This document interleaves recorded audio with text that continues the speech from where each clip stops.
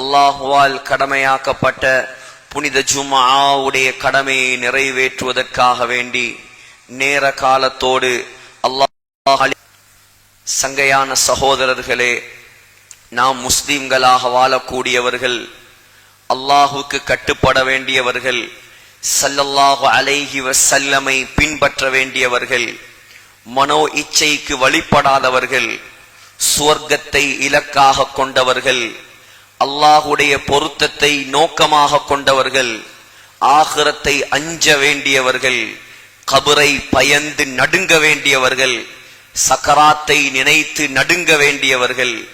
இதுதான் நம்முடைய வாழ்க்கையின் தீர்ச்சையாக இருக்கிறது. உலகம் இன்று இருக்கும், நாளை சென்றுவிடும். சொன்ன வார்த்தை உண்மையான வார்த்தை, சத்தியமான வார்த்தை. என்ன வார்த்தை? அலா குல்லு ஷைஇன் மா கலல்லாஹ பாத்திலுன் அலா குல்லு நஈமின் லா மஹாலத ஸாயிலுன்.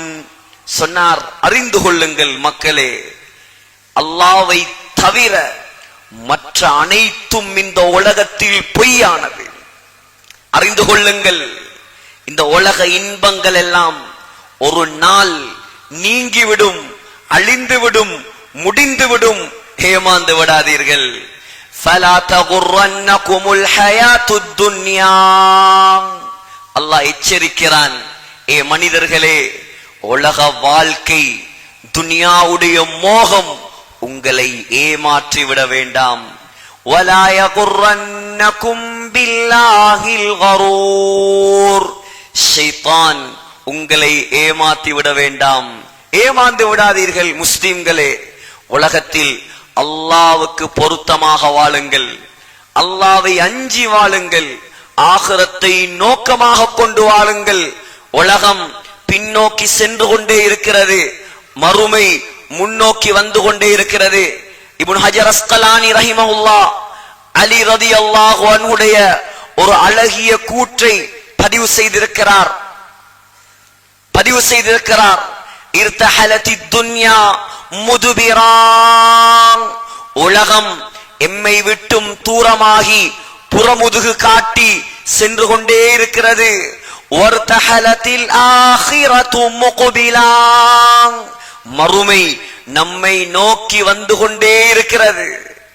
புகாரியில் வருகிறது, ஸல்லல்லாஹு அலைஹி வஸல்லம் தன்னுடைய 2 விரல்களை இப்படி காட்டி சொன்னார்கள், புஇஸ்து அன வஸ்ஸாஅத்து கஹாத்தைன்.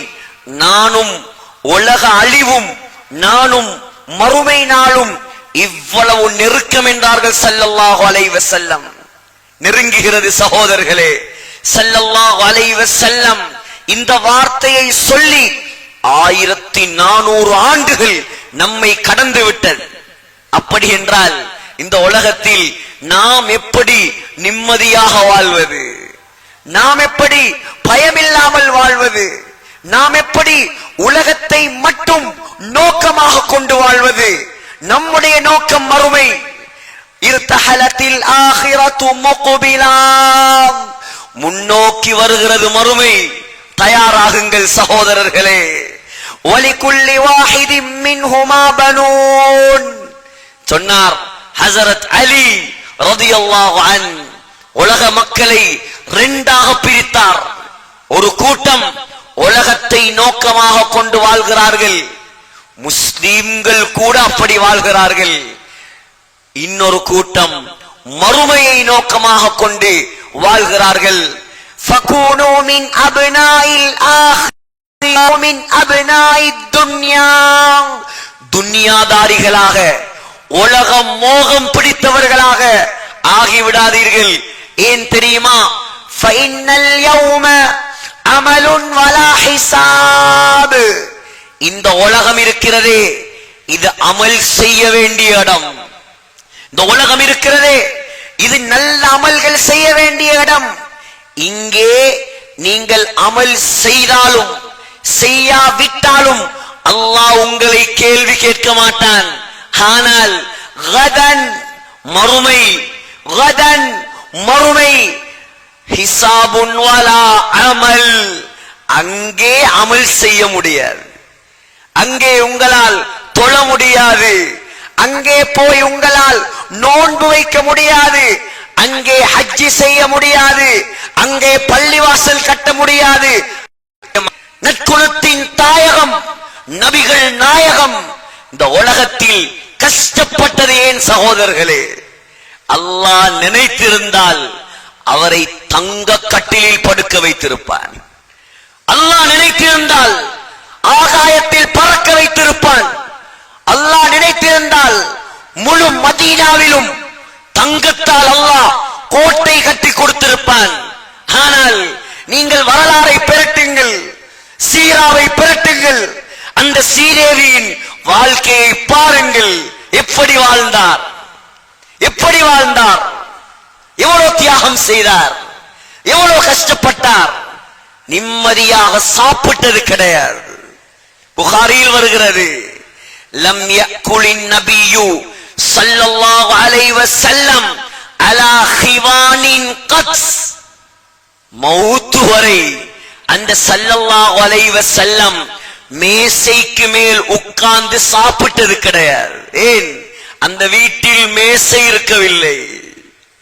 வெள்ளிக்கிழமை நாள் வந்துவிட்டால் சகோதரர்களே, மிஸ்கீன்கள் கூட பிரியாணி தின்னும் நாள் இது. நம்முடைய வீட்டில் ஒரு வெரைட்டி தான், ஆனால் அவர்களுக்கு பல வெரைட்டி, வகை வகையான சாப்பாடு, விதம் விதமான சாப்பாடு. பொரித்தது வேண்டுமா, டவல் வேண்டுமா, பிரியாணி வேண்டுமா, ஃப்ரைட் ரைஸ் வேண்டுமா, ஆர்டர் பண்றது வேண்டுமா, வீட்டில் ஆக்குறது வேண்டுமா? தவறல்ல சகோதரர்களே, ஹராம் அல்ல, சாப்பிடலாம், முடியும், ஆகுமானது. ஆனால் கொஞ்சம் திரும்பி பாருங்கள் நம்முடைய தலைவரின் வாழ்க்கையை. புகாரியில் வருகிறது, லம் யரன் நபியு ஸல்லல்லாஹு அலைஹி வஸல்லம் ஷாத்தன் சமீகன் பிஐனிஹி கத்ஸ். பொரிச்ச இறைச்சி நாங்க சாப்பிடுவோம், பொரியல் இல்லாமல் இறங்காது நமக்கு. ஆனால் நம்முடைய தலைவர் பொரிச்ச இறைச்சியை தன்னுடைய கண்ணால் கண்டது கிடையாது. புகாரி, பொரிச்ச இறைச்சி. நம்மளை பொறுத்த வரைக்கும் இதெல்லாம் ஒரு சப்ஜெக்டா, இதெல்லாம் ஒரு சாப்பாடா?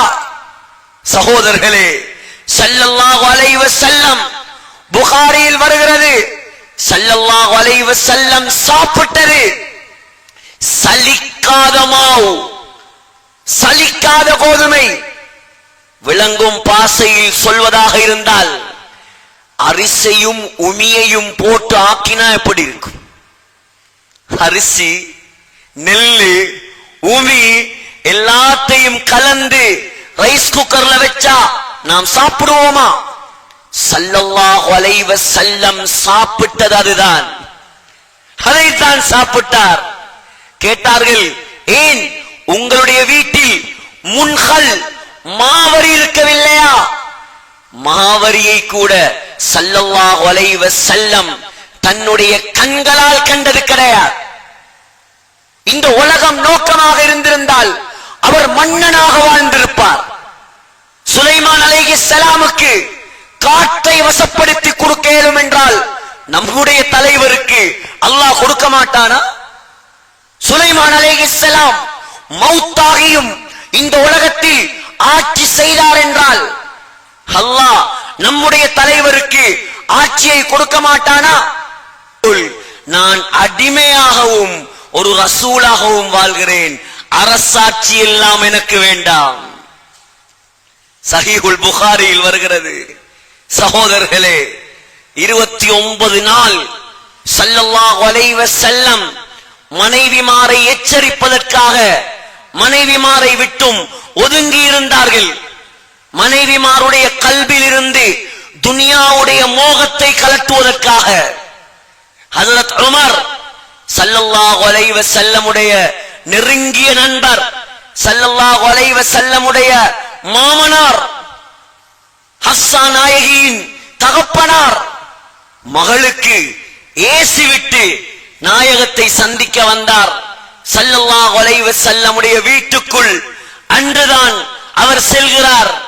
ஸல்லல்லாஹு அலைஹி வஸல்லம் சொல்கிறார், உமர் ரலியல்லாஹு அன்ஹு, அந்த வீட்டுக்குள் துனியாவுடைய ஆகிரத்துடைய தலைவரின் வீட்டுக்குள் நான் கண்டது மூணு பொருள். சோஃபா செட் அல்ல, பெட்ரூம் செட் அல்ல. அந்த வீட்டுக்குள் இருந்தது ஒரு மூலையில் கொஞ்சம் கோதுமை கொட்டைகள், முதலாவது. இரண்டாவது, பதனிடப்படாத மிருகத்துடைய தோல் துண்டு. மூணாவது, ஸல்லல்லாஹு அலைஹி வஸல்லம் படுத்திருந்த ஈச்ச ஓலையால் செய்யப்பட்ட பாய். கண்டதோடு உமர் ரலியல்லாஹு அன்ஹு கண்கள் கலங்கிவிட்டார். உமரை கண்ட ரலியல்லாஹு அன்ஹு ஸல்லல்லாஹு அலைஹி வஸல்லம் துனியாவில் இன்பமாக சந்தோஷமாக சுகத்தோடு வாழ்கிறார்கள். நீங்கள் அல்லாஹ்விடம் கையை ஏந்தினால் அல்லாஹ் உங்களுக்கு தரமாட்டானா? ஸல்லல்லாஹு அலைஹி வஸல்லம் பார்த்து கேட்டார்கள், அஃபீ ஷக்கின் அன்த இப்னுல் கத்தாப், கத்தாபுடைய மகனே உமரே, உனக்கு சந்தேகமா? அல்லாஹ் எங்களுக்கு இங்கே தரமாட்டான். எங்களுக்கு இங்கே எதுவும் தேவையில்லை உமரே, எங்களுக்கு வேண்டும் ஆகிரா. இன்னஹும் கௌமுன் உஜ்ஜிலத் லஹும் ஹஸனாத்துஹும்.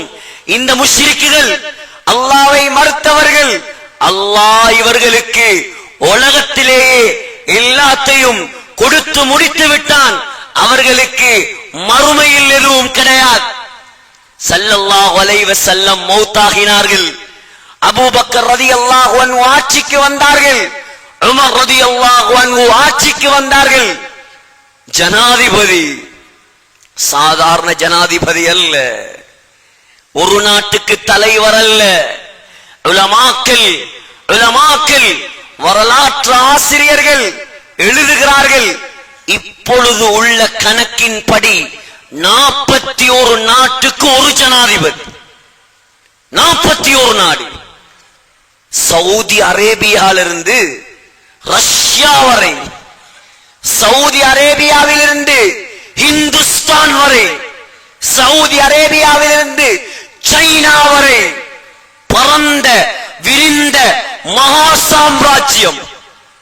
ஜனாதிபதி மதீனாவில் அவருக்கென்று ஒரு மாளிகை கிடையாது. மதீனாவில் அவருக்கென்று சொந்தமாக ஒரு வீடு கிடையாது. மதீனாவில் அவருக்கென்று சிம்மாசனங்கள் கிடையாது. சகோதரர்களே, ஆட்சியை ஏற்றவுடன் வியாபாரியாக இருந்த உமர் ரலியல்லாஹு அன்ஹு மக்களை எல்லாம் ஒன்று கூட்டி மஷூரா செய்தார். இப்பொழுது ஆட்சி பொறுப்பை நான் ஏற்றதால் என்னால் தொழில் செய்யும் வியாபாரம் செய்யும் சந்தர்ப்பம் கிடையாது. எனவே நீங்கள் என்னை என்ன செய்ய சொல்கிறீர்கள்? மக்கள் எல்லாம் பல ஆலோசனை சொன்னார்கள். உமரே, நீங்கள் வேண்டிய சல்லியை எடுத்துக் கொள்ளலாம், வேண்டிய பணத்தை எடுக்கலாம். பல ஆலோசனைகள். நீங்கள் பொது நிதியிலிருந்து அரசாங்கத்திலிருந்து உங்கள் தேவைக்காக அளவில்லாமல் பாவிக்கலாம். ஹஜரத் அலி ரலியல்லாஹு அன்ஹு அமைதியாக இருந்தார். அலி, உன்னுடைய கருத்தென்ன? சொன்னார், அமீருல் மோமினீன், உங்களுக்கும் உங்களுடைய குடும்பத்துக்கும் செலவுக்கு எவ்வளவு தேவையோ நீங்கள் அதை மாத்திரம் எடுக்கலாம். அந்த மஷூராவை ஏற்றுக்கொண்டார் உமர் ரலியல்லாஹு அன்ஹு. சகோதரர்களே, சம்பளம் சாதாரண சம்பளம். சிந்தியுங்கள், உதாரணமாக யோசியுங்கள். இப்பொழுது இருக்கக்கூடிய இந்த பொருளாதார சிக்கலான காலத்தில் ஒரு மனிதனுக்கு, ஒரு சாதாரண குடும்பஸ்தனுக்கு 20,000 25,000 30,000 பணம் போதுமா? ஒரு ஜனாதிபதியுடைய சம்பளம் 41 நாடுகளின் தலைவரின் சம்பளம் வாழ்வதற்கு போதாத சம்பளம். இப்பொழுது 4 சஹாபாக்கள் ஆலோசனை செய்தார்கள். ஹஜரத் அலி, ஹஜரத் உஸ்மான், ஹஜரத் தல்ஹா, ஹஜரத் சுபைர் ரலியல்லாஹு அன்ஹும். அமீருல் முஃமினீன் உமர் ரலியல்லாஹு அன்ஹு வாழ்வாதாரத்துக்காக கஷ்டப்பட்டு கொண்டிருக்கிறார், சிரமப்படுகிறார். அவருடைய சம்பளத்தை கூட்டினால் நல்லமே, சம்பளத்தை கூட்டலாம். ஆனால் அவரிடம் சென்று நாங்கள் பேசினால் என்ன நடக்கும் என்று தெரியாது. எனவே அமீருல் முஃமினீனுடைய மகள் ஹப்ஸா ரலியல்லாஹு அன்ஹாவை அழைத்து சொன்னார்கள், உங்களோட வாப்பாட்ட சொல்லுங்க, சம்பளத்தை கூடிய அடுக்க சொல்லுங்க, கொஞ்சம் உடுப்பு நல்லா உடுக்க சொல்லுங்க, கொஞ்சம் நல்ல சாப்பாடு சாப்பிட சொல்லுங்க, கொஞ்சம் நல்ல விருப்பில் படுக்க சொல்லுங்க. ஹப்ஸா ரலியல்லாஹு அன்ஹா பாப்பாவின் மகள் பாப்பாவை அழைத்து இந்த விடயத்தை சொன்னபோது உமர் ரலியல்லாஹு அன்ஹு முகமெல்லாம் மாறி சிவந்து கடுகடுப்போடு கேட்டார், இதை உன்னிடம் சொன்னது யார்? இதை உன்னிடம் சொன்னது யார்? சொன்னார், ஹப்ஸா, அது அமானிதம், சொல்ல முடியாது. அவர்களுடைய பெயரை மாத்திரம் நீ சொன்னால், அவர்களுடைய பெயரை மாத்திரம் நீ சொன்னால் அவர்களுடைய முகத்தை நான் மாற்றுவேன், அவர்களுடைய முகத்தை நான் மாற்றுவேன். ஹப்ஸா ரலியல்லாஹு அன்ஹா, நீ வாழ்ந்தது யாரோடு? முஹம்மது ஸல்லல்லாஹு அலைஹி வஸல்லமோடு. சொல், உன்னுடைய கணவன் உடுத்த விலை உயர்ந்த ஆடை எது? சொன்னார் ஹப்ஸா ரலியல்லாஹு அன்ஹா, ரெண்டே ரெண்டு காவி நிறத்தில் 2 உடுப்பு இருந்தது என்னுடைய வீட்டில்.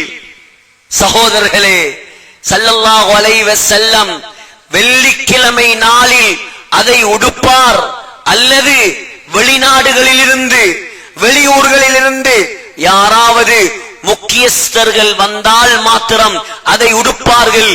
அதுவும் விலை உயர்ந்த ஆடை அல்ல. ஹப்ஸா, சொல், உன்னுடைய கணவன் முஹம்மது ஸல்லல்லாஹு அலைஹி வஸல்லம் சாப்பிட்டது எது? சொன்னார், எங்களுடைய வீட்டில் முழுக்க சாப்பாடு சலிக்காத கோதுமை மாவால் செய்யப்பட்ட ரொட்டி தான். ஒரே ஒரு நாள் எனக்கு ஞாபகம் இருக்கிறது, ஒரு நெய் போத்தலுடைய அடிப்பகுதியில் நெய் கொஞ்சம் இருந்தது. அந்த ரொட்டியில் நான் அதை பூசி கொடுத்தேன். டேஸ்டாக இருக்கிறது என்று சொல்லி சாப்பிட்டார்கள். பக்கத்தில் இருந்தவர்களுக்கும் அதில் பங்கு கொடுத்தார்கள். இதுதான் என்னுடைய கணவன் சாப்பிட்ட விலை உயர்ந்த சாப்பாடு. ஹப்ஸா, உன்னுடைய கணவன் முஹம்மது ஸல்லல்லாஹு அலைஹி வஸல்லம் படுத்த விலை உயர்ந்த பெட் எது? சொன்னார், என்னுடைய வீட்டில் முரட்டு துணி ஒன்று இருந்தது. கோடை காலத்தில் அதை நான் 4ஆக மடிப்பேன், அதன் மீது படுப்பார்கள். கூதல் காலத்தில், குளிர் காலத்தில் அதை 2ஆக மடிப்பேன், அதை போத்திக் கொண்டு படுப்பார்கள். இதுதான் என்னுடைய கணவனுடைய வாழ்க்கை. சொல்லிவிட்டு ஹப்ஸா ரலியல்லாஹு அன்ஹா தேம்பி தேம்பி அழுது விட்டார். சொன்னார் உமர் ரலியல்லாஹு அன்ஹு, உமரே, ஹப்ஸா, உன்னிடம் சொன்னவர்களிடம் சொல், மௌத்து வரைக்கும் நான் என்னுடைய தோழருடைய வழியை தவிர வேறு எதையும் நான் பின்பற்ற மாட்டேன். ஒரு முறை சகோதரர்களே, வெள்ளிக்கிழமை நாள் குத்பா ஓத உமர் ரலியல்லாஹு அன்ஹு லேட்டாகி வந்தார்கள். சஹாபாக்கள் காரணம் கேட்டார்கள். சொன்னார், என்னிடம் இருந்தது இதே ஆடை மட்டும்தான், இது கழுவி காய்வதற்கு லேட்டாகிவிட்டது, மன்னித்துக் கொள்ளுங்கள். பக்கத்து நாட்டில் ஒருவன் ஒரு கோட் போடுறான், ஸ்ரீலங்கா சல்லிப்படி 45 லட்சம். 45 லட்சம். ஆனால் அந்த நாட்டில் அவன் முஸ்லிம்களை துவேஷத்தை தவிர வேறு எதையும் வளர்க்கவில்லை. சகோதரர்களே, துனியா இருக்கலாம், பணம் இருக்கலாம், வசதி இருக்கலாம், தவறு கிடையாது. ஆனால் பணம்தான் வாழ்க்கை. உலகம்தான் வாழ்க்கை, துனியாதான் வாழ்க்கை என்று ஏமாந்து விடாதீர்கள். நான் சொன்ன ஸல்லல்லாஹு அலைஹி வஸல்லம், உமர் ரலியல்லாஹு அன்ஹு அனைவருடைய பெயரும் இன்று வரை நிலைத்திருப்பது துனியாவால் அல்ல, அவர்கள் உலகத்தில் அல்லாஹ்வுடைய மார்க்கத்துக்காக செய்த சாதனையால். அற்ப வாழ்க்கை சகோதரர்களே, இந்த அற்ப வாழ்க்கைக்காக நீண்ட கால நிரந்தரமான வாழ்க்கையை வீணாக்கி விடாதீர்கள். ஸல்லல்லாஹு அலைஹி வஸல்லம் இந்த உலகத்தில் வாழ்ந்தது 63 ஆண்டுகள்.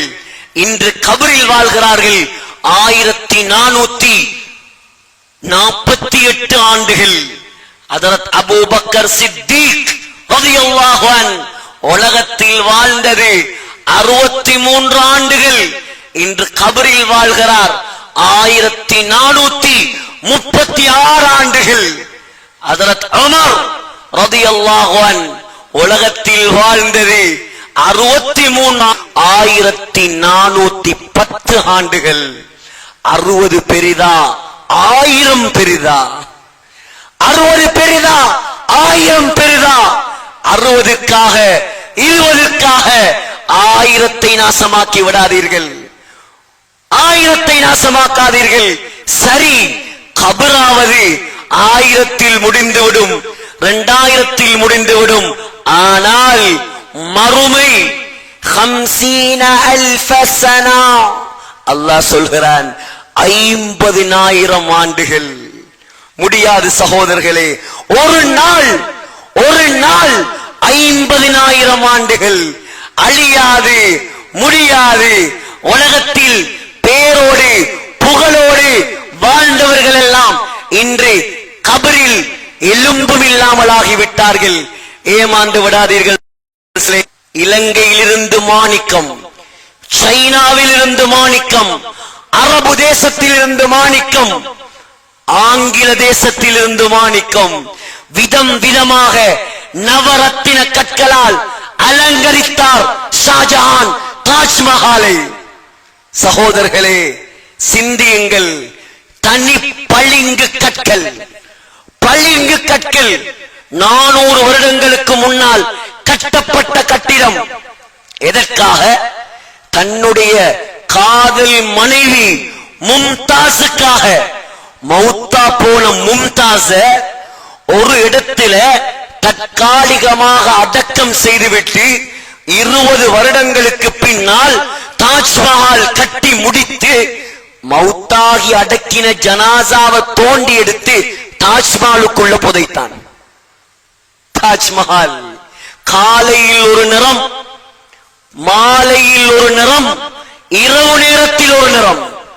போய் பார்த்தவர்களுக்கு தெரியும். அதிகாலையில் லைட் பிங்க் கலர், மாலை நேரத்தில் ஒரு பிளாக் தாஜ்மஹால், கருப்பு தாஜ்மஹாலை கட்ட ஆரம்பித்தான். உடனே மகன் அவுரங்கசீப் ரஹிமஹுல்லாஹ் மிகப்பெரிய ஆலிம் வாப்பாவை பிடித்து ஜெயிலில் அடைத்தார். ஏன்?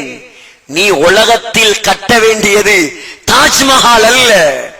உலகத்தில் அல்லாஹ் உனக்கு தந்த பதவியை, வசதியை, வாய்ப்பை, ஆட்சியை வைத்து நீ அல்லாஹ்வுடைய மார்க்கத்தை ஹயாத்தாக்க வேண்டும். என்ன பிரயோசனம்? இதே தாஜ்மஹால் ஒரு பள்ளிவாசலாக இருந்திருந்தால் இன்று கபரில் நன்மைகள் நிறைந்திருக்கும். ஆண்கள் பறித்தான். கடைசி மன்னர் ஜாஃபர், சகோதரர்களே, முகலாய பேரரசின் ஆங்கிலேயர்களால் சிறைப்பிடிக்கப்பட்டான். சிறைப்பிடிக்கப்பட்டு ஜெயிலில் கொண்டு போய் வைத்து மன்னருக்கு காலை உணவு வருகிறது, சாப்பாடு வருகிறது. மன்னர் நினைத்தார், ஜெயிலில் அடைத்தாலும் ஆங்கிலேயன் பரவாயில்லை, சாப்பாடு தருகிறானே. சாப்பாட்டை திறந்து பார்த்தால் மன்னருடைய குழந்தைகளின் தலை தட்டில் வைக்கப்பட்டிருக்கிறது. சகோதரர்களே, இதெல்லாம் பாடம். அக்கரைப்பற்று மக்களே, சிந்தியுங்கள், சிந்தியுங்கள். 51 பள்ளிவாசல் அக்கரைப்பற்றில், 19 ஜுமா பள்ளி, 50,000 முஸ்லிம்கள். ஆனால் ஒரு பள்ளிவாசலாவது இருக்கிறதா நம்முடைய ஊரில்? 100% தொழுகையாளிகள் உள்ள பள்ளிவாசல். இதுதான் கண்குளிர்ச்சி சகோதரர்களே. துனியா அல்லாஹ் எழுதியதை உங்களுக்கு தருவான். நம்முடைய ஊர் முழு இலங்கையும் அறியப்பட்ட ஊர், எல்லா வசதி வாய்ப்புகளும் நிறைந்த ஒரு ஊர். இன்றைக்கு சகோதரர்களே, வாலிபர்களே, புத்திஜீவிகளே, அரசியல் செய்பவர்களே, தலைவர்களே, படித்தவர்கள், ஊரில் வாழ்ந்த மண்ணின் மைந்தன். அதுவரை நீங்கள் துனியாவில் என்ன செய்தாலும் அல்லாஹ் கணக்கெடுக்க மாட்டான். ஆகையால் முஸ்லிம்களே, அல்லாஹ் நமக்கு தந்த பாக்கியம், நாம் ஒரு செறிவான பலம் வாய்ந்த முஸ்லிம் ஊர்களில் வாழ்ந்து கொண்டிருக்கிறோம். ஆனால் துனியா நமக்கு பெருகிக் கொண்டே போகிறது, ஆகிரத் நம்மை துட்டும் தூரமாகிக் கொண்டே செல்கிறது. சிந்தியுங்கள், அல்லாஹ்வை நெருங்குங்கள், தொழுகையாளிகளாக மாறுங்கள். வாலிபர்களே, முடிவெடுங்கள். இன்றைய அசர் தொழுகையிலிருந்து ஒரு தொழுகையை கூட நான் விட மாட்டேன். முடிவெடுங்கள், அல்லாஹ்விடம் வாக்கு கொடுங்கள், வாழ்ந்து பாருங்கள், செய்து பாருங்கள், அல்லாஹ்வுக்காக ஹராத்தை விட்டு பாருங்கள். அல்லாஹ் உங்களை எங்கேயோ கொண்டு போய் வைப்பான். எனவே எல்லாம் வல்ல அல்லாஹ் நம் அனைவருடைய பாவங்களை மன்னிப்பானாக.